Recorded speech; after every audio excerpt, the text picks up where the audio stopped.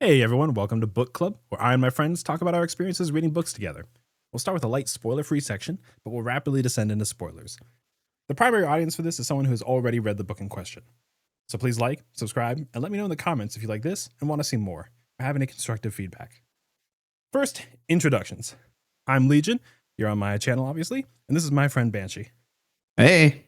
Hey, so we're going to start with a rapid fire summary of the book, and then we'll do each our 1 minute reviews, and then we're just going to get into talking about the book and I'll read through it. Yeah, so we're doing a book club today on Outlaw. It is the God knows what number of the Dresden Files. It's like the second novella, so that's what we'll be doing today. And then here's the rapid fire summary. Harry Dresden, Chicago's most powerful wizard, owes a favor to the local crime lord, Johnny Marconi. When called in, he has to help a gangster get out of a life of crime. Go straight, as it were. But that is not going to be easy, as Dresden comes face to face with the Mexican cartels, black magic, and deadliest of all, the IRS. So, Ben? I didn't know if you were done, but I had to hold back the laughter. Yeah. Did you come up with that? I did. That's fucking peak. Deadliest of all, the IRS. Holy shit. Yeah. So, okay. That's good. That's good. Thank you. Yeah. So, all right. If you want to start with your 1 minute review, I'll kick it off to you. Yeah. As he said, I am Banshee, and here's my 1 minute review of Outlaw. Outlaw is an example of Jim Butcher's work that makes you think, yeah, this is Dresden Files, in a fun and adoring manner. The same dry narrative humor we've come to know and love is present throughout, and it had me chuckling to myself on many occasions. As this is a short story, the plot isn't as risky or threatening to Harry and co. as a main novel might be, but there's enough weight that you feel engaged and curious the whole time, with twists, turns, and a fight scene straight out of an anime. Outlaw is a story of growth and self-redemption that kicks off when Harry's approached for his assistance in helping a former enemy, Trip, turn over a new leaf and rediscover the world through a new set of eyes. Things quickly turn bad as evil from Trip's past life comes back to haunt him. Our supernatural encounter in Outlaw is new, horrifying, ties in well narratively to past events, and provides ominous implications for the future. I felt myself wondering, however, if this big bad would be better suited for a novel, which led to me longing for more catastrophic foes. I've come to welcome this feeling, though, as it keeps me prepped and primed for the major events to come. If you're looking for a read that is quick, humorous, and unquestionably Dresden, look no further than Outlaw. Boom, baby. All right, there you go. All right, I'll do mine. Yep. My 1 minute review. Outlaw feels like something of a return to the earlier Dresden Files, where you're following Dresden as he solves a case file. A little bit of mystery as he finds out who his enemies are, some intrigue based around whether or not the gangster, Gregory Tripp, is truly in this for the right reasons. We have a fun check-in with Bob to do magical research, a visit from the best antagonist Marcone calling in a favor, and the reappearance of the Blue Beetle and basement potions, bringing us all the way back to Stormfront. Mixed in are the new resources in Harry's life, new allies like his apprentice Fitz and bodyguard Bear, and the novella special Max. New villains like the Lurker and the Mexican cartels keep things fresh. Most importantly, though, the story is about an older, wiser Dresden putting his money where his mouth is, showing that he believes redemption and second chances can be for anyone, not just the people he likes. And just maybe, if Trip can be redeemed, then the Winter Knight can too. Boom. That was nice. Shorter. Okay, so our reviews out of the way. Let's kind of jump right into it. So, and I guess, I'll touch it a little bit before. Banshee, you and I have both read all of the Dresden Files so far, which is pretty sick. I've only read a couple of the comics, actually. I don't think I've read all of them, but a lot of them are just kind of retreading the same as the books. I don't know if you've read any of those. I haven't. I actually didn't know they existed. Yeah. They exist. A lot of them, there are some unique stories in them, but then some of them are like almost like retellings of the stories, so you definitely skip those. But I don't think there's anything super heavy in them, but they're pretty. I guess it's more like to visualize them, which is kind of cool. Yeah, it is kind of cool too. And you can just see what a towering Giga Chad that Harry Dresden is. But yeah, it'd be cool to see one of the Battle of Chicago. Oh, for sure. Yeah, it would be sick as fuck. Okay, so what we'll do is we'll just start going through our book. I know each of us took some notes on the chapters, and we're just going to kind of run through those. So, chapter 1. Some of the notes I took here are, Dresden is very funny. Like, I don't know how Butcher has kept characters being funny for 20 plus years now. Fuck, it's like 26 years. But he still got it. Like, when he describes Bear as being built like an early atomic bomb, it just made me chuckle. Yeah, I'm just saying, like, part of my 1 minute review was like, okay, somehow he manages to keep the same dry humor, and it doesn't change, but it doesn't get stale. Yeah, exactly. Like, it's not, somehow he avoided, like, despite he's really based a lot of Dresden Files off of like Buffy the Vampire Slayer, and like which is written by Joss Whedon. And so he's like people have come to hate like the Whedonisms, like the Marvel humor is like very typical of it, like, oh, let me guess, he's standing right behind me kind of stuff. But Dresden, despite like having some of that DNA in there, like it doesn't happen here. So it doesn't like grate on me or like make me cringe or roll my eyes. It's just actually funny. Mm-hmm. This is very rare. Dresden are definitely the type of books that make me laugh the most while I'm reading. 100%. It's a pretty rare. Yeah.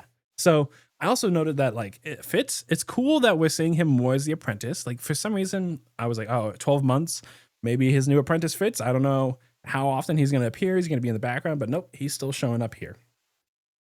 Yeah, that kind of makes me think I guess it makes sense, but he's definitely going to have a major role in the coming books. Yeah, definitely. It's like, okay, things with Molly kind of got fucked up, but maybe with Fitz, he can do a better job. Yeah.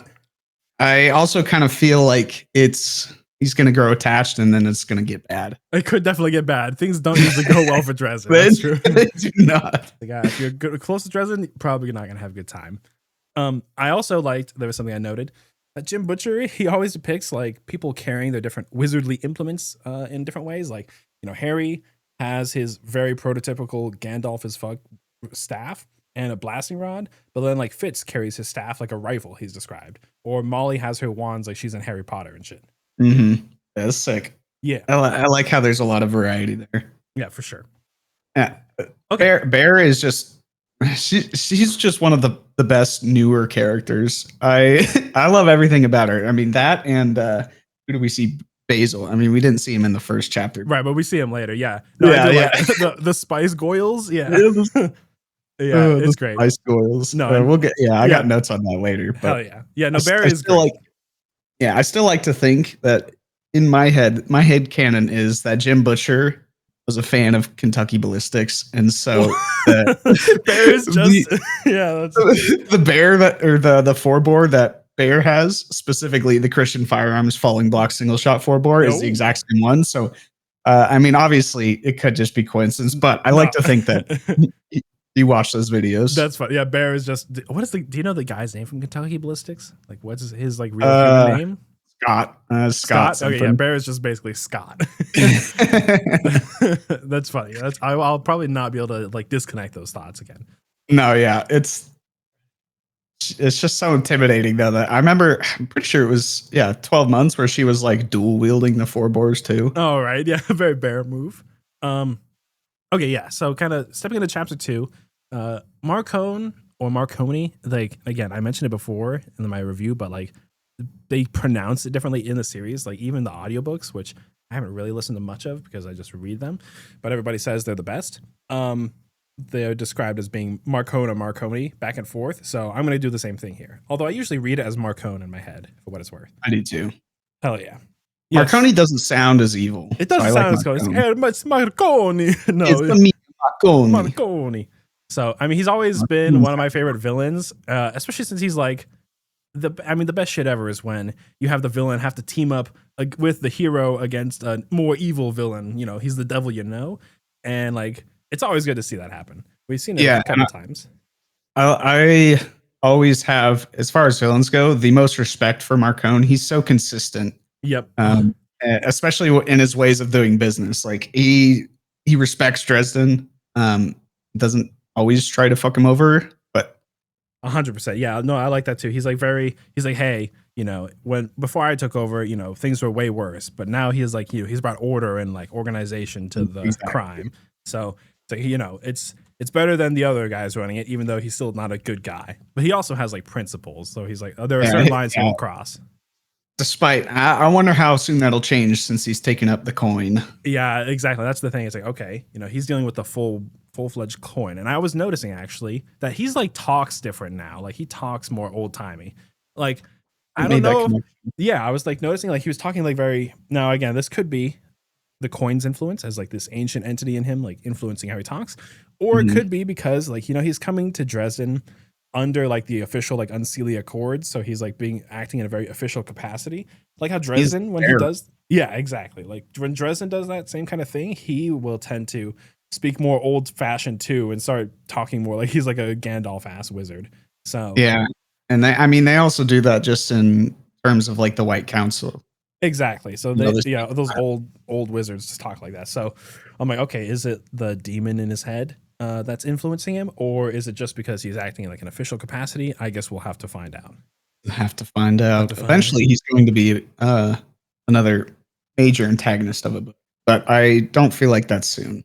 Yeah, because I know like Dresden Butcher rotates through like villains. Like they set up like, okay, every 5 books it's gonna be the Nicodemus, and the coins are the major villain, and then it'll rotate to blah blah blah.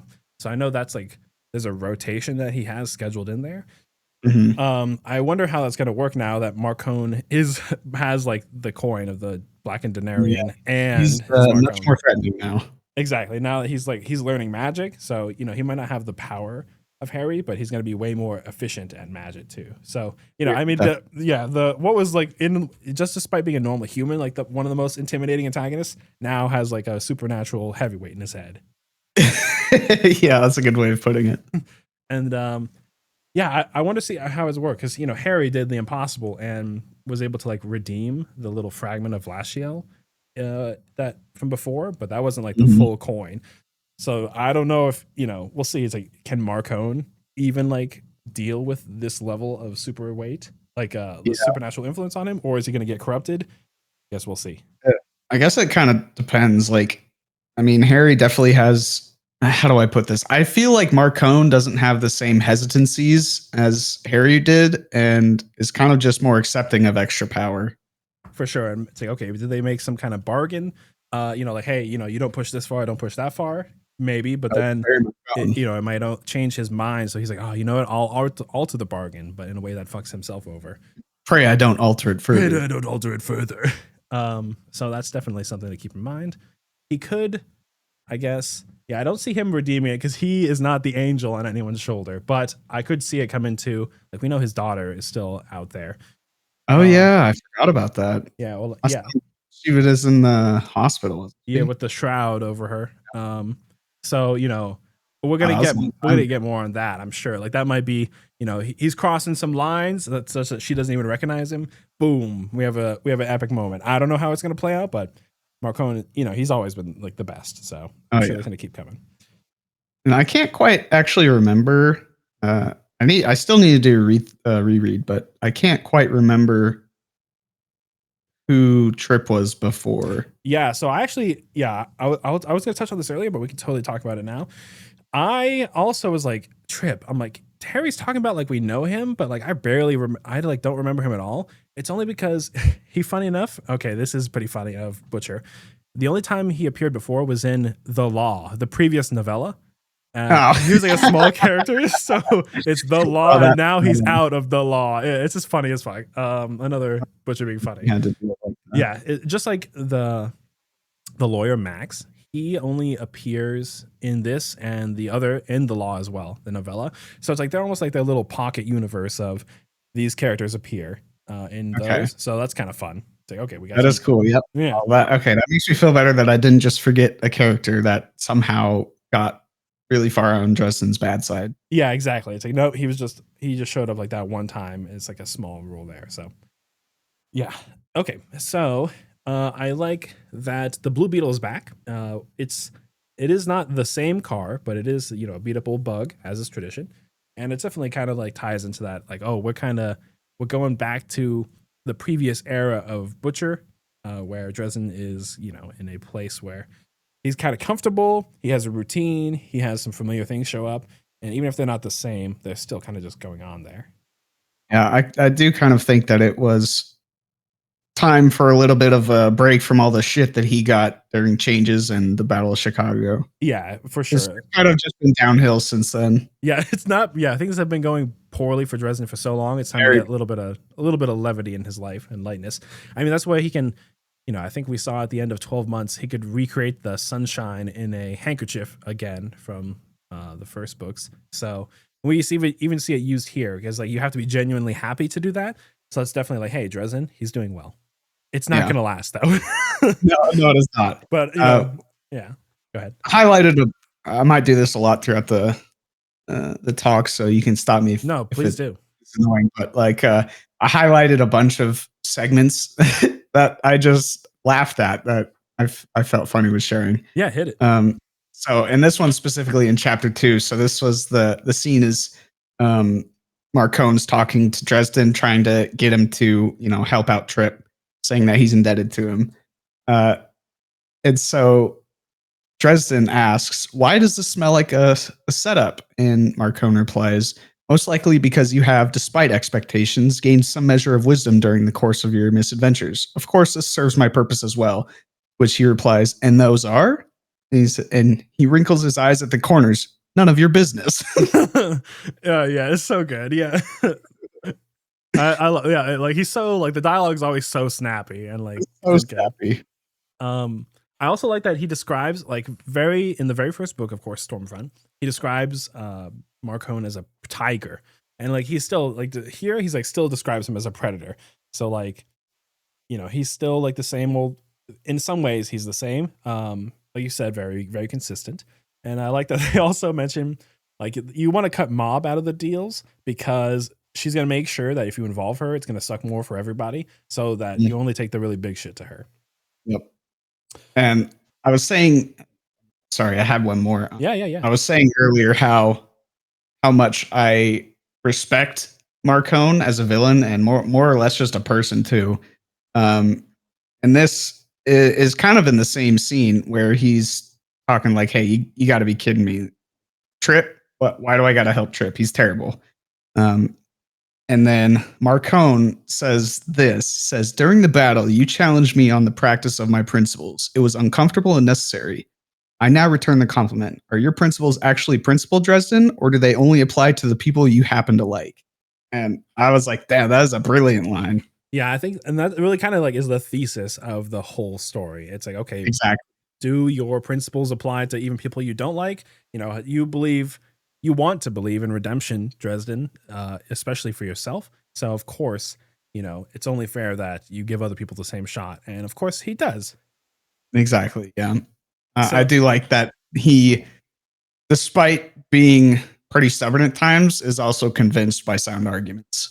totally, yeah, exactly. Like he can be emotional and like stubborn as fuck. But then he also lets, he'll come around like, okay, you know what? If he's not in the heat of the moment, he can be reasoned with, which is good. Mhm.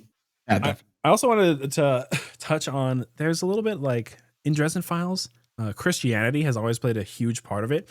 And I've seen people criticize him for being kind of too like Christian centric or like America.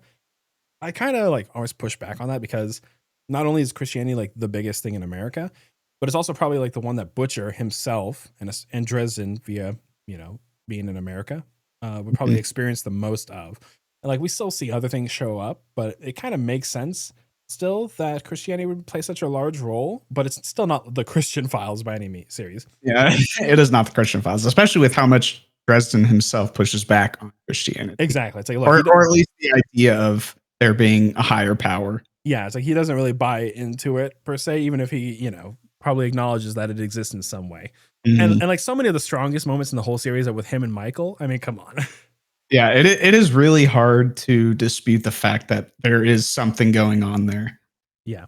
Like Uh Michael, any of the swords of the cross, they all have you. I mean, Butter's sword is a fucking lightsaber. Like yeah. that doesn't happen. To Yeah, there's clearly some higher power doing something, 100%. or I think they could even just be magic.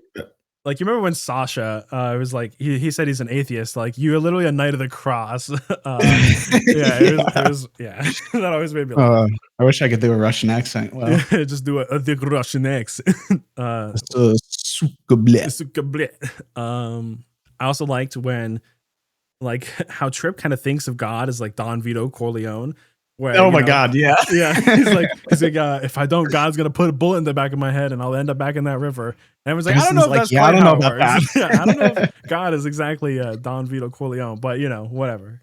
I think that actually was at some point one of the parts that I highlighted because it Oh just made yeah, me laugh so much. yeah, it made me laugh too. I mean, like, obviously we've only seen him in this and the previous novella, but I guess if all of his life was uh, in crime and organized crime working for Marcone. I mean, clearly it's been enough that Marcone doesn't want to just dispose of him. I mean, I guess it kind of makes sense to see things like how he's lived life. Yeah, he sees it through that lens of, okay, Mhm. everything is in terms of gangster movies. So, okay. Based. Yeah, they also talked about based on what? There was one line that says Tripp's an actual outlaw. And I was like, oh, I just made the Oh, pog face. you're like, oh, Pog. Pog, That's the name of the that's the name of the book. Trig's an actual outspace law. Outspace law, capitalized. I also like we get to see Max again. Again, another novella protagonist. Protagonist. Not This right. is the first for me, so Yeah, he's the one Max appeared in the. Did you read The Law? I did not know. Oh, okay. Well, okay, cool. He's cool. Yeah, in there too. You definitely didn't need to read it per se because again, Tripp is a small character, but Max was a pretty big one. But now Max. He now has a relationship with Dresden. He knows like, okay, Dresden's a good guy. Dresden knows the same. And I like that Max is very perceptive about everything. And he kind of also reinforces that, okay, he's asking Dresden, why do you want to help Tripp so bad? Yeah, and he definitely did not believe him at first either. Believe Tripp anyways. He's like, this is just another one that claims they want to go straight, and as soon as they find an opportunity to, give themselves the extra buck. Yeah, 100%. Because he's very perceptive. Like he's seen the type before, but it's very rare. Like, okay, they actually want to change. And as he's asking Dresden, hey, why do you really want him to succeed? He asks him. He says like one answer. He's like, no, that's superficial. No, that's not it. And then his expression changes. Like it's like because Dresden wants to know it's possible for someone to truly be redeemed. So again, pointing at that theme of redemption. I've also when the crazy mountain lion like possessed by the lurker attacks, I've never gotten annoyed by all the times Dresden says something to the effect of everyone else screamed / flinched / made an unmanly noise, but I swear I did and I swear, and like somehow that always makes me laugh. The best one I think was was it in 12 months or was it in I think it was in 12 months when it was Harry and Molly going up to the Wraith house and who was the Black Court vampire? Like his like reoccurring nemesis, or not like Dracul? You think of Dracul? I think of Dracul. I do remember the scene you're talking about. He's like all three of us jumped except for Molly and whatever her name is. Yeah. It's like, hey, Laura. Yeah. It's like, yeah, Laura. All three of us jumped except for Molly and Laura. Yeah. That's so funny. Oh, it's so clever, but it's again that dry humor that just makes me laugh. Yeah, it's very Dresden. I like that he's like, yeah, I'm a masculine badass because like it's almost like the perspective of he's telling us about these events.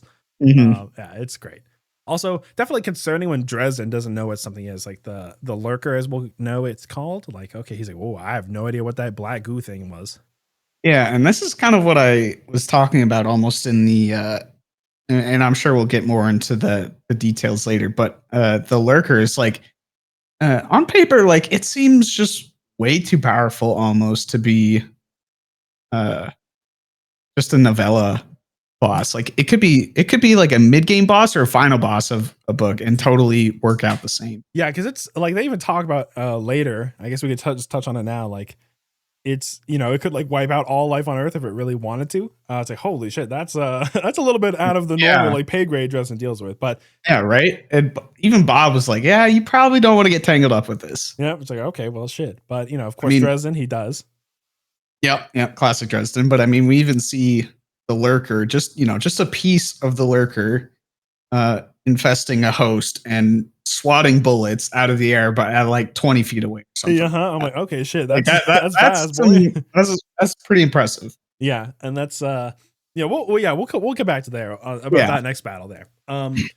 So first Bear didn't also know when like they kind of meet up after that. Like I was noting, like Tripp, he's a little bit of a dumbass, it seems like, but it's maybe because he's definitely like maxing the street smarts compared to school smarts kind of guy. But definitely has good intentions, and like I think by this point, I was pretty convinced that no, Tripp is going to be a good guy. Like I don't think he's going to be a problem here. What about you? Were you thinking that Tripp? Yeah, and I didn't ever think Trip was going to be a bad guy. I think also the kind of the stupidity you're talking about is also like he's also been thrown in the deep end with all the wizardry stuff. Like this is basic. Okay, he was basically picked off the streets, and now he's thrown into a brand new life where pretty much all the rules aren't the same. That's true. He did handle the finding out the supernatural is real really well. Like I'm Yeah, he also like did. I'm like, huh, I didn't apparently you can still work for Marcone and not know about the supernatural stuff. Like he just keeps those two worlds separate still really well, I guess. So, good for him, I guess. But yeah, he did handle it really well. Like I've seen I totally thought we were talking about Fitz. Oh no. That's embarrassing. No, whatever. Yeah, I mean, I guess same kind of deal. They both took it really well. Just no. He again. I honestly think it still applies. Like he took learning about the essentially the other underworld, magic world, really well, but also after I think he had like a few doubts at first, maybe, but he just was totally receptive to anything. Yeah, after you fight some black he like questions things like, "Do we have to do this?" And he's like, "Yeah," and then he goes along with it. Totally.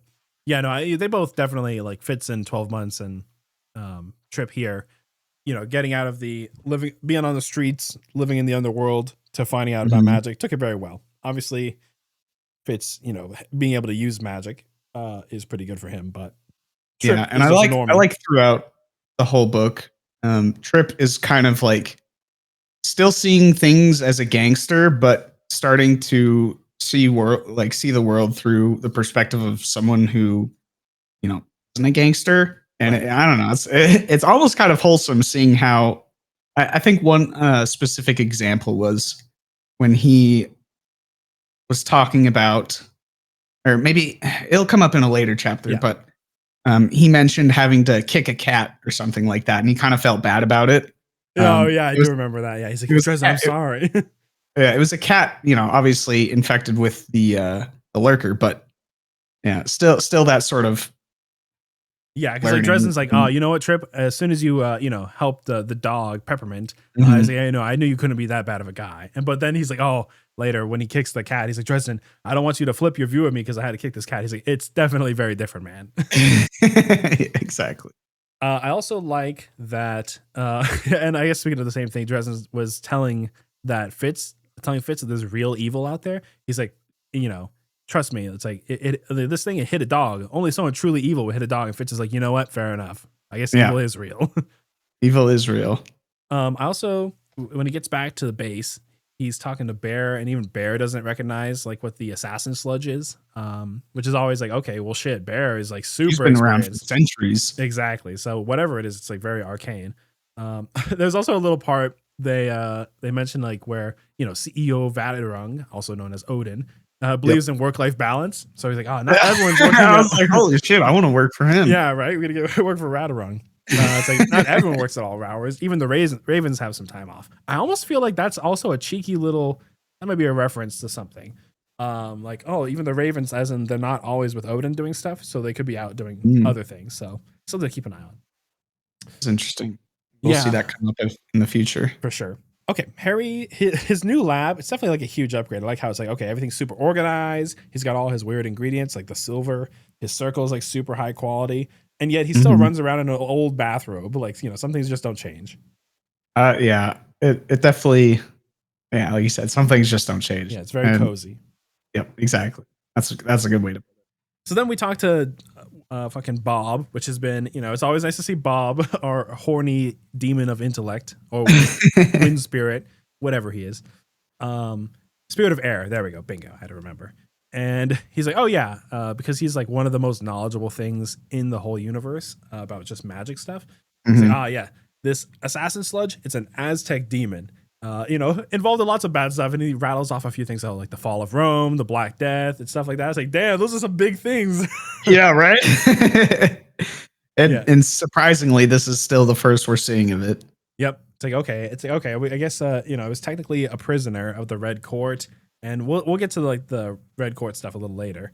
But they do mention in the book that Dresden read So okay, the guy thinks that it might be the origin of the Red Court, which it turns out isn't, but it is like related to the origin of the Red Court. Because I was thinking when I read that, I'm like, well, if it was like directly related to it, that huge kill spell should have killed it. It turns out, yeah. So I was kind of on the right track where it's like, yeah, it's not as directly linked to it, so it didn't get totally killed. Yeah, isn't that like said it was like a slave of it, essentially? Exactly. It was like like the ugly inbred hillbilly younger brother of the Red Thirst. Red Thirst. Yeah. Yep. So okay, so yeah, it might have just been, it was just kind of weakened from the whole thing, and then it was enslaved. We also get to see where we kind of learn about its capabilities. It's like, okay, it breaks off pieces of itself, and yeah, it would definitely be able to kill everybody if it wanted to. And it just kind of like possesses people. I'm like, damn, this thing is powerful. Yeah, it kind of makes me wonder if there's like, I don't know, a mother blob, like, you know, a good chunk of it somewhere, or if it's just so diversified and it's just in so many creatures. Yeah, you're right. That you'll never see it as a giant clump. Or if it even matters. Like, I don't even know if it would matter. Like, if it can just spread its power out evenly. Right. I feel like it has to be a clump somewhere, just because when it's in host, they like don't last long, it looks like, unless they have like because like we'll get to Emilio later, shortly actually, but you know, Emilio in it had like a bargain. Like, he's not like controlling it in the same way it controls the other things, but like the animals, like they start falling apart quickly after carrying it. So I imagine it has to be sitting somewhere as a big blob and then just sending pieces out. Yeah, but it also seems like they start falling apart after. I mean, they do look like zombified animals, but they really start falling apart when the lurker leaves the host. Yeah, definitely. It's like it just completely disintegrates after that. So I wonder if that's like part of it already. Just like it accelerates the death or decomposure or decomposition. Right. Yeah, I think of the body while it's inhabiting it. So maybe its limited time is based on the host that it's controlling. Yeah, for sure. Next we get our meeting with Emilio and Estevez, which so there's, I don't know if you know like the actor named Emilio Estevez, but I was thinking, I'm like, I thought Dresden for sure was going to crack a joke about that. Or maybe that's just like a little inside joke because there's an actor named Emilio Estevez. Exactly what I was thinking of. That sounds familiar. Let me look. Yeah. But it's also, up until this point, I was calling it the Assassin Sludge, but that's where we get the name, the Lurker, like what it is. So that's good. We then get to next chapter. I kind of breezed through that one. There wasn't too much I wanted to comment on, but anything for you? I can't remember exactly, but I think at this point I was like, okay, well, he already had the hunch, you know, okay, Emilio's the lurker or has a piece of a lurker in him. Yeah. And it kind of felt like there was something that Harry wasn't considering. I mean, that's like a common theme. Like, sometimes he thinks he's got it all, and then, you know, bazinga. Yeah, there's something he didn't think about. Yeah, overlooks and that's what comes and bites you in the ass. For sure. But yeah, I don't think the meeting there is much else for that. Yeah, nothing too crazy there. You definitely, I was getting the feeling, like I was wondering, I'm like, okay, so is the lurker possessing Emilio throughout the book? It turns out no, they have like a bargain with each other. But I'm like, okay, what's going on in the relationship there? We don't know until later on. Yeah, it's kind of like, what could you offer? Yeah. Something of such great power that, you know, can cause the fall of Rome or the Black Death or the end of the world if it really wanted to. Next, we meet Hathaway, the son of the rich donor to Trip, you know, the old lady who gave away all her money. And he's, of course, immediately coming off as an unlikable douche. Like, he's dressed in ultra fancy clothes. He has like this petulant face he's described after. And of course, he's just crying about mommy's money. He didn't visit his mom, but now that she's gone, he wants her money, even though he's clearly doing well. And I guess I was kind of reading between the lines. I'm like, okay, she probably didn't want the money to go to him because he turned out like an awful kid. So Trip convinced her, you know, all my money will do more good for much less fortunate kids than my rich, spoiled douchebag son. And yes. That was actually during that conversation. Max had such a heater of a line. I'll read it here. Yeah, go ahead. He's actually talking about that. He says, a man who doesn't visit his own mother in her final days and then feigns outrage about her donating her estate to a good cause so that he can acquire the money for himself instead, despite his obvious financial security, seems an excellent sort of person to beat the stuffing out of in open court. Yeah, exactly. It's like, oh man, Max is the beast. Like the thing is, like, he's a principled man. He sees through all the bullshit. I mean, I don't think anybody was falling for any of his woe is me shit, but him just calling it out for it. And I like yeah. that. There is like a little bit of piece here, like that ends up being super important is, him accusing Max of being like bribing people. It's like, oh, Hathaway thinks that that's not a big deal. But later on, it turns out to be the thing that basically wins because, Max is a man of principle and like everybody knows it. And then he uses that to ultimately win the case. It's essentially a death threat for him. Exactly. Takes it that seriously. I also, oh, go ahead. Yeah, I like his, what's his name again? The son? Hathaway. Yeah, he was, Hathaway was accusing Trip of, swindling his sick mother that, was mentally ill or, couldn't possibly make her own decisions. Yet Max went through the effort to actually verify that, he didn't actually know that. He hadn't seen her in a while, so it's not like he could actually know if she was in her right mind or not. Yeah, he's like, records from the facility show you never showed up there, but everybody said she was just right of mind. Interesting. And that's when he accuses him of, he's like, oh, you must have paid them a lot for that. He's like, nah, I'm not fucking around here. Also, I know you haven't watched it yet, beyond like the first few episodes, but in the recent season of Jujutsu Kaisen, bringing in some anime here, there is a lawyer that has like a similar energy to Max, where he's just a lawyer fighting the good fight. His name's Higuruma, and it really reminded me of him. I just thought I'd mention that if there's any crossover there, but you definitely need to watch JJK. It's peak. Yep, it's still, yeah, I do plan to. Hell yeah. I also like at the end of this kind of chapter, Dresden, like, because he's 6'9", he's gigantic and like terrifying looking. Like, I love when he gets to like bully people because he's normally getting bullied by supernatural threats all the time, but like normal humans, like he's so gigantic, he just gets to bully Hathaway into just leaving. And I always forget just how tall he is. Like, I know he's like taller, but just when I read it, I was like, God, 6'9". Right. Like, and I'm just imagining looking up. That's like a foot taller than me. Yeah, exactly. He's sorry. I meant like that's only like 2 inches like taller. 2 inches taller. Right. My tall king. Yeah. Yeah. So yeah. Okay. I wanted to say like, okay, so one part, I actually wrote down a part 2 I wanted to read out because I did the laugh like when you breathe out through your nose. Oh, he just like like when he he's describing Bear and her weapons. So, the telephone poles. Yeah. He's like, Bear was in her usual motorcycle jacket and jeans. She carried a bag over one shoulder that probably had a big bore revolver or 2 in it, or maybe knives suitable for chopping down telephone poles, or possibly grenades. The Valkyrie was eclectic when it came to her violence. I'm like, damn, especially the telephone pole part. It's just Bear is just gigantic and even taller than Dresden, and all her weapons are gigantic too. Because she's like 7 foot tall, I think. She's so muscular too. She's the Dami mommy for sure. Exactly. She's built like a brick shit house. Yeah, I also like her principles. Same. There was one part where she was talking about protecting, and she's like, hey, I can't guarantee that we're going to be able to protect you, but I can guarantee that if you die, it'll be a glorious one. Yeah, I say, all right, sick. Thanks, Bear. Yeah, definitely she's going to go down in like blaze of glory if she goes down. I mean, I guess the nice thing with Valkyries is they come back. Unless that's true, yeah. Meet a death. There's definitely going to be some supernatural deaths that would stop them from coming back, but it's got to be pretty hard. I also really like that at the end of the chapter, so Dresden a long time ago would, in earlier books, talks about how, he's not great at a ton of different magics, but he says fire he can do. He does the same thing with like Fitz. Like Fitz is like, because Fitz is also really talented, like with fire, obviously. And so he says fire he could do. And which is like, it's coming like full circle because like Dresden back in the day, he would say the same thing. I think it was even at like Bianca's Manor a couple times. He's like, okay, he might not be able to do all this other stuff, but he's really good at throwing fire out. So it's just like a nice little callback to the early series. That was a holy cow. That was like the third book. Yeah, I got you. And so that was good. Yeah, I've read the series a few times. And then he's like, he puts on a thick like Southern drawl. Then he's like, "Don't worry, I'll bring enough for the both of us." About fire, it kills me. Bring enough for the both of us.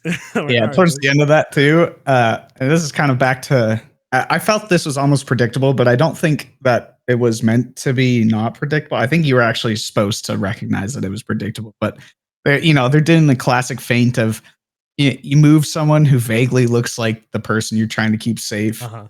in a different car to try and lure the bad guys out from them, and then take him in a different direction. I mean, ultimately find out it doesn't work. It I doesn't. It just found literally that never works. it never worked. Yeah. So hey, I guess I bought him some time because I did end up attacking Yeah. them. But yeah, it literally never works. But hey, at Mhm. least they try. Oh, Um, exactly. I also okay. So when Dresden was driving like through Chicago, I I'm like, damn, Chicago feels so real in Dresden Files. But like, Jim Butcher has very like little actual time he spent in Chicago. Like apparently he had never even been to Chicago after like book 5 or 6. So he mostly just Wow. gets all his Chicago knowledge from the internet. It's pretty cool, right? Yeah, that is really cool. For some reason, I always like whenever they're driving, I'm always visualizing them like on a street that is one side skyscraper and another side like small, like 1 to 2 story apartment buildings, like what he used to live in. Yeah, for I don't know sure. why. Like every street that they drive on in my mind is Every that. street is like that. Don't worry about how the geography works. Yeah.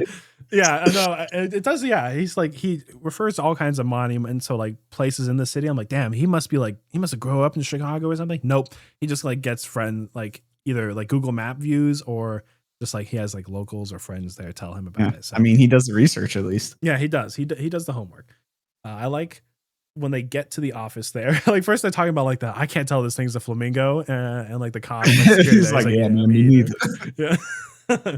I also like even when they get to Abernathy, who's like she's described as like a shark of a lady, but like she's just like the most boring person ever. Mhm. That like Max has such a reputation that everyone's like, damn, Max, you're really putting this on the line. Like just his word is enough because he's so principled to like get him in the Yeah. room. And I actually, one of my notes was like, because one of her major decisions was, um, I mean, everything to her was financial because, IRS. Right. So they were talking like, hey, if we can help these kids now, they're going to provide more money for us in the future than if we just try and, get this money back. So it's like, Very uh, practical. very practical. But the thing that kind of like threw me off or maybe impressed me, I'm not sure, was like, Abernathy hinged a major part of her decision on the numbers that Heloise did on the paper. I'm like, she's not even there. They could have just fluffed something. And I'm like, she must be like the most respected person in whatever field she's I was in. I thinking, can't yeah, the remember. same thing. I'm like, damn, like just like Max, like she has like a huge weight to like her work. So she's like, oh damn, these are Heloise's numbers. It's like, all right, like they're pessimistic apparently, but they're Yeah, apparently right. such good work that it convinces her without even seeing like talking to her about it. Hmm.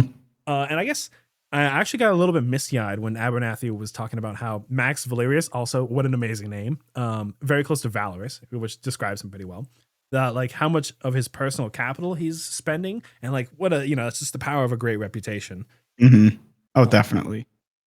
okay, I actually think this is the made me laugh the hardest in the book is at the end of the chapter. Like everyone's good, and Dresden's like, you know, I might be able to talk shit to demons and demigods and monsters, but even I'm not dumb enough to fuck with the IRS. It killed me, yeah. Yeah, This is the IRS. Dresden will talk shit to anybody except for the IRS. Yeah. But I totally forgot that he still has the diamonds. For some reason, I thought they were spent I thought like he with spent them upkeep all on at the the end of castle 12 too. months. So yeah, and so he's like, oh, but I still have that sock full of diamonds, and I'm like, I mean, maybe it was oh, what's her name? Because he gave some to wow, I'm feeling so dumb right now. The girl that died and his love interest. Murphy? Yeah, didn't he give some to Murphy? I don't I'm gonna have to look recall. that up. Yeah, I'd have to look that But up. yeah, I But totally thought he spent it all. So when he was like, "Oh yeah, I still," or at one point he's like, "Thinking back to the sock of diamonds I have over there," because I think he was thinking about how much of the problem the IRS would be yeah, because if they found that. like you, I swear that he said like in 12 months that he spent all of the diamonds, but now he refers to like, oh, I've got like a quarter sock of diamonds left. So A retcon? retcon, I don't know, or maybe we're just bad at remembering. I don't know, but either That way, is he's low on very money. possible.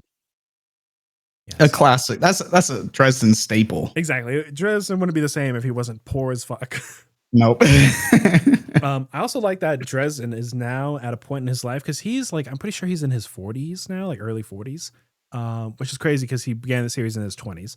But he's at a point in his life that even though he doesn't have everything figured out, he can give sage advice to grown men like Trip.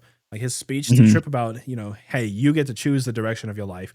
It's going to be hard no matter what. You can just do a good hard where, you're going to feel good at the end of the day, or you can do the life you've been living, which is, of a criminal on the run. Life sucks. So you get to choose. And it's like Dresden has done that a lot himself.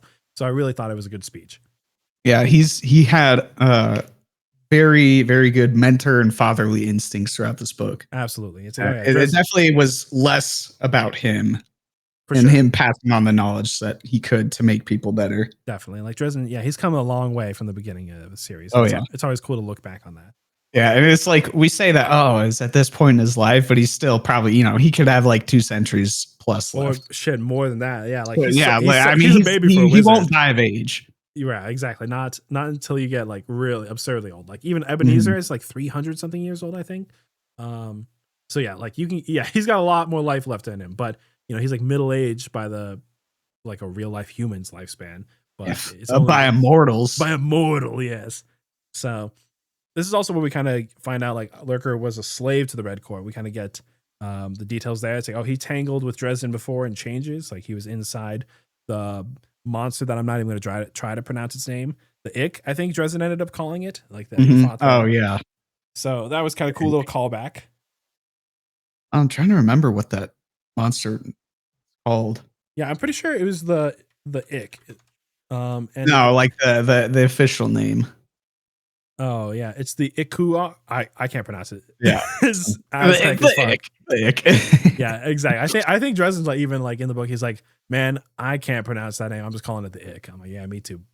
So that's pretty cool. It's like, all right, yeah, a little callback to changes like the book that is like the ultimate Dresden Files experience, the Infinity War and Endgame, all in one. So then we get go ahead. And he's talking to. I think we're on the chat. Yeah, he was talking to Emilio, or actually, the Lurker in the darkness. Yes. I always, I don't actually know that scene where he's just, it's not Emilio anymore. He's like, all right, I'm taking over for a second. He's like, yeah, you're not talking to Emilio anymore. Those sort of scenes are always just fun and like bone chilling almost. Say, oh, you're talking to some malevolent entity. We also get like a nice action scene here, like. Okay, so at first I was like, Dresden just kind of gets his ass handed to him, and then Trip has to kind of carry the day. That's pretty Dresden shit. Yeah, but because like, all right, he throws up a shield, and the big evil purple acid blast hits it, and he's kind of out of the fight. And I was like, okay, Dresden. I'm like, I get like he's the plucky underdog. I'm like, okay, but Dresden is like throwing some serious metaphysical weight around now. It's like super powerful wizard, Winter Knight, all that shit. I feel like I'm like he shouldn't be getting his ass kicked here. And I think Jim Butcher probably had the same thought because like throughout the rest of the book and like even after the fight, damn it, Jim, you got me. Like he almost like kind of justifies like why it did so well. It's like, okay, not only is Emilio come to find out like more than a century old, like badass wizard himself, but he's also getting supercharged not only by the Lurker, but like blood magic. So I'm like, okay, you know what? Old badass wizard plus demonic entity thing plus blood magic being able to take out Dresden. Fair enough. You got me. So yeah, he's got the boon of the chaos gods in him. Exactly. Chaos. Yeah, he's got all the he's got some things working in his favor. I'm like, all right, Jim, you know what? You persuaded me that this should be a real fight. Because if it was just like some random like wizard dude, Dresden should be mopping the floor with him. But yeah. He probably anticipated people like me being like, well, how is he doing so well against me? Oh, well, actually. So good for him. That's good that he's thinking of the power scaling of things. Exactly. It's not invincible. It's very annoying when things aren't consistent. I know you haven't watched the last season of Boys, but you definitely don't how it ends. Yeah, exactly. I'm definitely not going to. They just have some terrible power scaling. Yeah, and it's just so obvious. Like, how is this human able to just kill a soup with his hands, basically? Yeah, like, I remember when season 1, like things that are really hard, like just trying to kill like even like a bottom of the barrel, the 7 member, the guy who turns invisible, whatever the fuck his name was, is like really hard. But translucent. Yeah, translucent. That's it. Bingo. But having bad power scaling can be definitely a problem. Like Okay, Yeah. tangent, invincible, amazing. I love it, but the power scaling is whack there. Anyway, not to get too off topic. Well, and not necessarily off topic, but That's it's true. like We're giving him so kudos. Giving him kudos. yeah, like someone like you spend a lot of time debating power scaling, so a lot of this is obvious, and maybe not. For someone like me who does not spend a lot of time debating this, and it's still obvious, I think that's when you have a problem. Yeah, exactly. Like, especially like because when I read this, like I didn't think about it like that. I'm just like, oh, okay. I guess maybe in a little bit. I'm like, this guy's pretty strong. He's pretty old, but I wasn't thinking like, oh, this. Why is he getting his ass kicked like this? I just kind of come to accept it, maybe. Yeah. But again, back to the boys example. Like again, someone who does not deal with these sort of debates and analysis a lot. I was still finding these problems. I'm like, that doesn't make any sense. Like. Yeah. That's Can't how do it was that, bad. so. Yeah, exactly. Yeah, exactly. If it's appealing to even the normies. Yeah.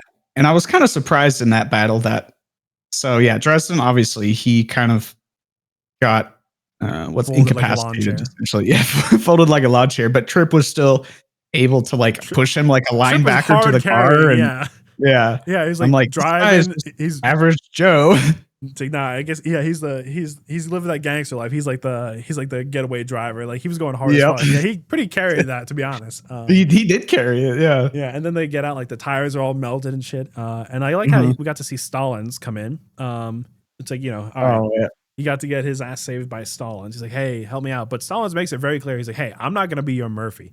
There's only limits to how much I can do. And like with all this, the heebie-jeebie virus, as they call it, the like special investigations, gaslighting. Yeah, exactly. The gaslighting. Like, we have a lot more resources, but we also have a lot more scrutiny on us. So I get the feeling special investigations is not going to be there for Dresden, except for like the most emergency, apocalyptic level shit that goes on. Yeah, maybe not there, but I feel like they're going to be more present just because they have more resources. Right. Yeah. Like I think they might be almost like an antagonist role. Like Murphy would be, but. Yeah, I don't think they're going to be like ride or die, like help for him, but they might be like a third party in a fight, or or he might, have to oppose them in some manner at some point. Yeah, they're not just going to try and help him, only if their interests align, basically. Yeah, and then when we get to the next chapter, because chapter 14 is mostly. Oh, go ahead. Yeah, there's one part about that. This is back to the Blue Beetle. So Stalin's like, dude, you're seriously still driving that shit? Well, Chris is like, I like the classics, and he's like, cholera is classic. Consumption is classic. Doesn't mean they're good. Yeah, it's like, all right, fair enough. So yeah, it's like, hey, he doesn't know that old cars work better for Dresden because they're simpler. Mm-hmm. So then we kind of find out more about the lurker, and then with the author. So Dresden originally learns about it by reading this old wizard, and then his thoughts about it. He's like, oh, it's the origin of the Red Court, blah blah blah. Then we learn more about it via Bob. Which is like, hey, that's not quite the truth. It's like he could totally end all life on Earth if he wanted to, because like it can easily infest like animals and shit, but like it takes a lot more resources out of it to possess humans. But it also like is driven by a want to possess humans. Like there's something about the human nature, the quintessence of humans that draws it to it. So, it was actually then when I was like, I only found that is considered like the fifth element. When I was Googling it, it's like, oh, there's fire, water, earth, and air, and quintessence. I've never heard of that before. Oh, I got you. Not just in like Dresden, but just in Dresden is will, they call it. Yeah, because it's the classic Avatar: The Last Airbender elements, and then Dresden says will is that there, but yeah, I mean even in just like not even those, but like. I think what I was just looking it up on Wikipedia, and it's like, oh, quintessence is considered the fifth element. Yeah, there you go. This is how it be. That's just how it be. But I like that. It's like, okay, it's like a apocalyptic level threat, but it's not in its nature to do that. And then that's where we kind of find out. It's like, okay, the Red Court was feeding a minor deity called the Red Thirst, which activated my 40K neurons immediately. Yeah, I thought the exact same thing. I was like, oh, God, where have I heard this before? And I was like, Blood Angels. Yeah. I'm like, Sanguinius in the house? Yeah. So I was like, I did the Leo thing, the point at the TV. I'm like, oh, it's the Red Thirst. So that was cool. And I also like Dresden. He's like, you can call me the thirst quencher. I'm the thirst quencher. I'm like, all right, Dresden. Yeah. I got at some point. We got to like get like a list of all the titles Dresden has. It's gonna be crazy. Uh, He's giving himself. is that I love like his word that he comes up for it. The rampire. Yeah, the vampires. So we get the blampires, the vampires, and the vampires. And I think it might be a little earlier, but I think it was the same chapter when he was talking to Bob, and he was telling him about it. He's like, "Oh yeah, he sent out all these tentacles," and Bob was like, "Wow, very hentai." Yeah, it just reminds me always of Samuel Jackson. He's always, yep, and hentai too. So we learn also like, okay, I remember when in Changes they appeared, the Lords of Outer Night. I'm like, what are these spooky vampire guys going on here? We kind of learn more about what they were, which is like the distributed consciousness of the Red Thirst. So that was kind of cool. It's like, okay, we learn more about them. We know that they're somehow related to Outsiders. And as like more of the series kind of connects to Outsiders, is the Red Thirst related to them, or is it just like a normal, quote unquote, normal demonic deity kind of thing? Who knows? Is it actually truly dead, or is it name drop with the title because it's going to appear again? I guess we will find out. Yeah, and I forgot to mention this earlier, but I think when Dresden and Trip were out of the car, after they burned rubber, they were, or maybe in the car, Dresden was talking about magical steroids, and I couldn't exactly recall what that was. I was like, I thought of the 3-eye from the first book, but I'm like, I'm pretty sure that wasn't necessarily considered magical steroids, but I guess it did help them like conjure up storms and shit like that. But yeah, here he's talking about the blood magic. That's the blood magic part. Yeah, we're like, okay, okay. Yeah, the blood magic is acting as like the magical steroids for him. Got it. Okay. Yeah. I also like that, and we also get a little bit about the lurker being a slave here. It's like, okay, it's not so related. It got killed by the kill spell, but I imagine it got weakened, to be honest.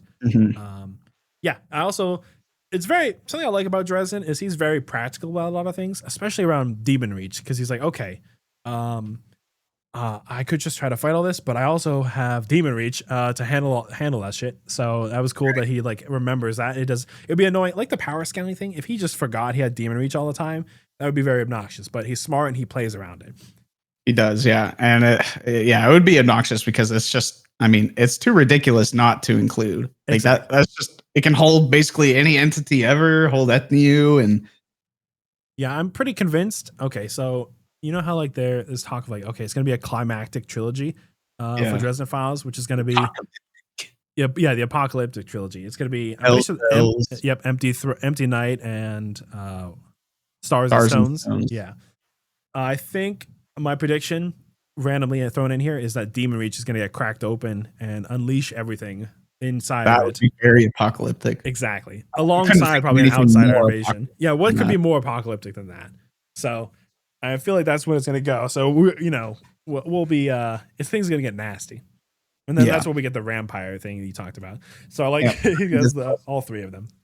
Yeah, and this is also the point where I guess towards the end of the chapter, their spidey senses start tingling and they feel the black magic. And this is it's like, it wasn't necessarily predictable before me, but this part just gave me goosebumps when they're like, oh shit, okay, well, there's, the castle isn't compromised.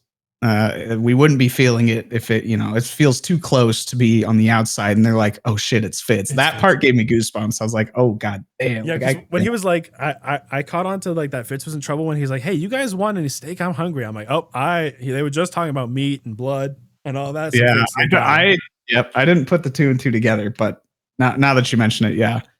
So, but yeah, no, definitely like, Fitz is infected. And then that's also where like they kind of cover the base of, okay, Emilio, he's an old badass wizard. And I'm like, okay, Jim Butcher paying attention to the power scaling. Thanks.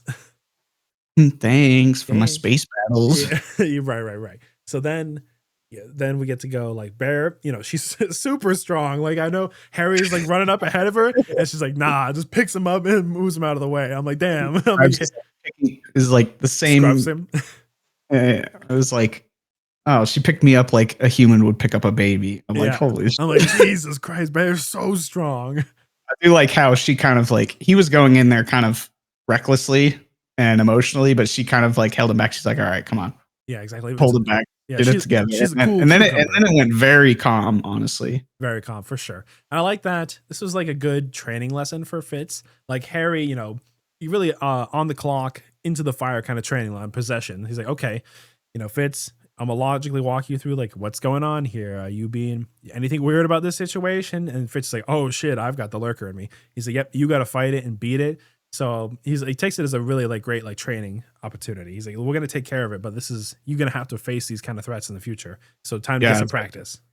it's kind of very surprising, just because again, this is like, okay, this monster is ridiculously strong, but yet they're taking the time, like you said, to turn this into a teaching moment.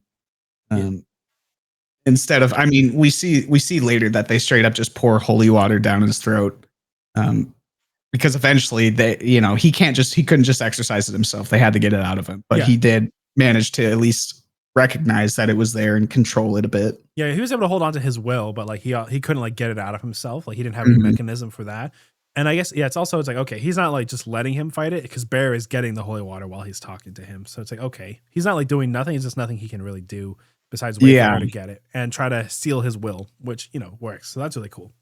Yeah, and this is also my favorite Basil moment. Oh yeah, when he's talking about, he's like, oh, I was cooking these steaks and I looked down and that blood just looks so good. And then Basil's like, well, technically that's not blood. Or he's like, point of order. Yeah. Actually, that's not blood, but yeah, it's great. Oh, the actually? Actually, I do like the spice goils. Basil seems to be their main one, so that's fun. Basil's the best. Of course. I just love how almost like childish and literal they all are. It's fantastic. Yeah, they're like very like simple like automatons kind of. Like they can do a lot of stuff, but they also don't have like their limits to like their intelligence or like free will maybe. I don't know, but it almost makes them feel like pets. Yeah, they are. Yeah, they are kind of like supernatural, big, scary stone pet things slash butler. I mean, Basil, he's like the butler, so it makes sense. Yeah. I also like that after the whole Fitz thing, Harry knows like Michael's gonna show up to watch him when he calls him out of the blue at 5:30 a.m. Like it's just such a Michael thing. He's like, he's like, Bear's like, why don't you call him, wake him up? He's like, he wakes up at 5:30. I'll call him then, but he knows 100% that Michael's gonna show up for him. Michael's ride or die, man. Michael's the ultimate ride or die. I'm a little sad we didn't get to see any bit of him, but I mean, it's understandable. Yeah, we got the reference to him. Yeah, he's easily like top 2 or 3 characters in my opinion. It's like him, Dresden, and then it was probably like Murphy. But like, yeah, like Michael's an all timer. Like I hope he gets a happy ending, but I feel like Michael going out in a blaze of glory finally is gonna be like end of the series thing, just like pure. Yeah, if this was Pierce Brown, it would go so much worse. For sure. Yeah. Okay. So they kind of then go to a nice little callback. Actually, they go to Montrose Point Bird Sanctuary, which is a nice little callback to, I think it was in Cold Days. They went there before and they described it as a place for anonymous gay hookups. I'm like, wait a minute, I remember this little detail. And then they're like, you remember it. Yeah, exactly. You've been there. Yeah, I just love Montrose Point. Yeah, Chicago. I actually do really want to go to Chicago. I hear a lot of bad things about it, but I imagine it's like anywhere. It's like there's good. Yeah, I've been there once, but it was back when I worked at McDonald's, so we were kind of like on the outskirts, and we didn't really leave much. And then we went to like the inner city. I gotcha. Yeah, I went through the airport once, which doesn't really count, so I'm not counting it. Airport there sucks. It was pretty bad. So I like that little callback. I'm like, okay, Dresden again, touching the landmarks again. And it also turns out this place right next to Lake Chicago. Interesting. I wonder how relevant that'll be. But yeah, they go there. That was a nice little callback. And then they, of course, get into action. The big action. Yeah. This is the fight. It was such a good fight. And it still made me a little sad that this blew the fight in 12 months out of the water. Yeah, way better. I'm glad you agree. Like, because I did that 12 months review. I'm like, the fight at the end was like just so like whatever. This one felt so anime. It was that. Yeah, okay. It was very anime. Guys, Tony Emilio shooting tentacles out, lashing at him, and he's throwing up all these shields and then deflecting bullets, and then he shoots. What is it? Estevez. Yeah, right? Yep, Estevez, yeah. Yeah, he shoots him in the shoulder, and so when he's trying to reload, he can't reload it, and then he just looks at him and like invites him in. I'm like, that pose. Yeah, one arm dangling. Yeah, one arm dangling, one arm out. That is some Naruto shit right there. for sure. Yeah, Just no, about. Yeah, he's like Zabuza almost oh when he shit, can when only. his arm hanging, yeah. He definitely puts up a lot better of a fight here when he was more prepared. And like a wizard like Batman, his greatest threat is preparation. So Dresden still kind of gets his ass kicked, but he does put up a good fight. Him and Trip, but because he was prepared and smart, he ends up rolling over into the lake, and the lurker goes in after him. It's like, sorry, baby, demon reaches here. And then he's just as he's like struggling for air with the tentacle around him, in sinking in the water. He's just smiling because Uh-huh. he's like, "I Gotcha. win." I win. And then like the crazy thorns like come up and like grab it. Very cool. Mhm. And it's okay. So I was thinking, he talks about how because the lurker is not all there, he can only get some of it, but like how he almost like it sounds like he's like concluding the threat of it. It's like, okay, so is he only getting pieces of the lurker and putting him in prison? Is that going to be a problem for later that okay, he knows where the pieces are?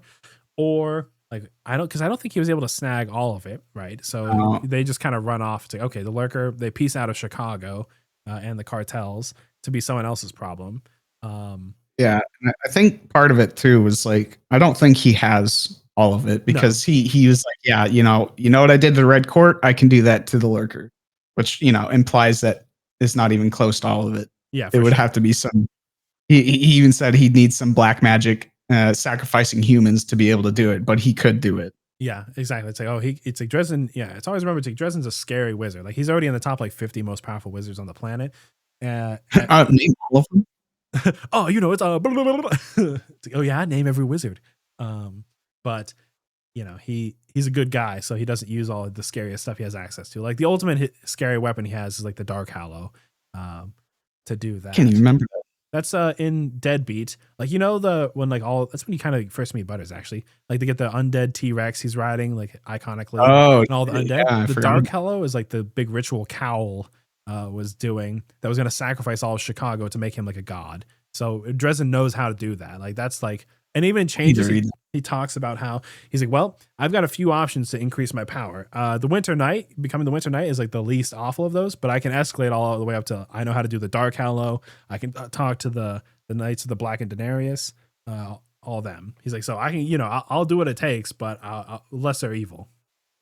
Yeah, I actually was meaning to bring this up earlier when you were talking about how he remember the conversation.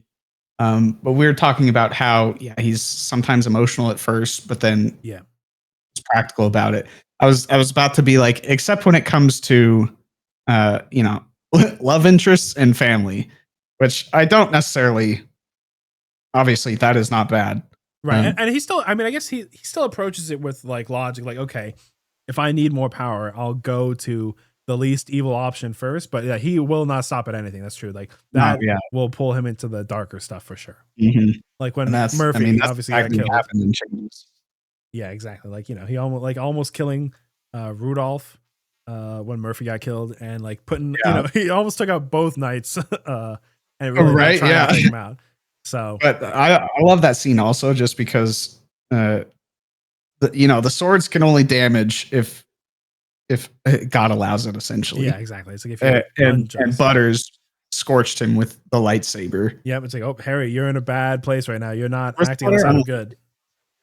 Yeah, but I guess a little bit back to the battle too. I Yeah, mentioned it earlier, but Emilio swatting bullets out of the air, and then it's just this was such a powerful entity. Like we've never really seen Bear almost die. yeah, she's getting Uh, swarmed by all the yeah, like sword by everything baboons. animals. Yeah, Yeah, and I'm just like, damn, like she's not a weak person. no, definitely So not. this is it just felt like a main book antagonist. Yeah, definitely. He's like, and I mean, there's no chance we don't see it again later. So yeah, Yeah, Harry adding another enemy to his ever growing collection of enemies, good. and one that's just like unambiguously evil. Like there's no helping the lurker. It's a bad guy, and he's gonna have to deal with it Yeah. at some point. So yeah, I okay. wonder. Oh, go ahead. Actually, no. I think I already brought that up earlier. Okay, so yeah, well, that's kind of it. Like he wins. We got a really nice wholesome ending to the book.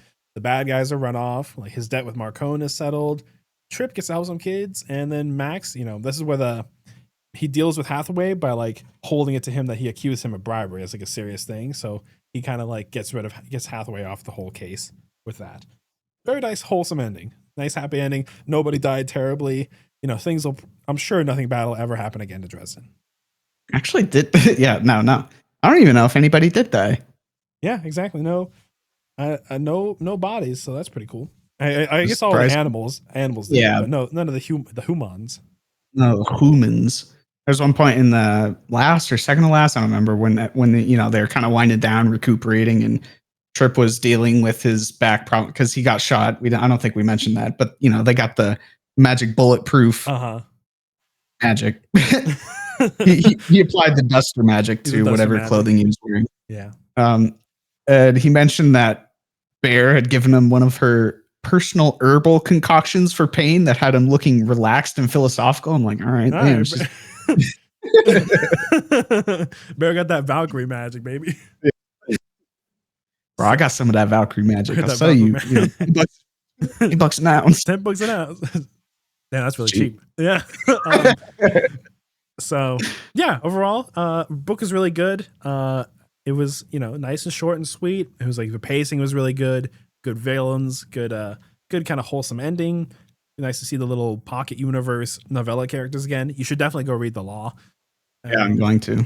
Yeah, overall, I really enjoyed it, and I'm glad to see that Dresden is not taking so long to come out. So, Jim Butcher, just keep it up.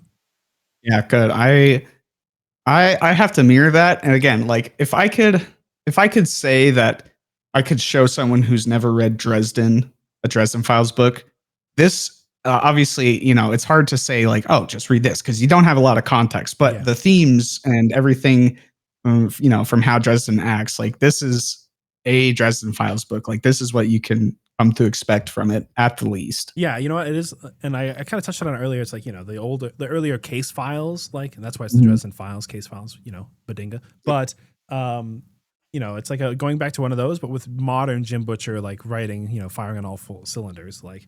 This is definitely writing has improved as he's gone on. And so this would be, I guess, a good bite-sized piece of, hey, check out the Dresden Files. But I mean, of course, there are some spoilers for things. Like I'm pretty sure,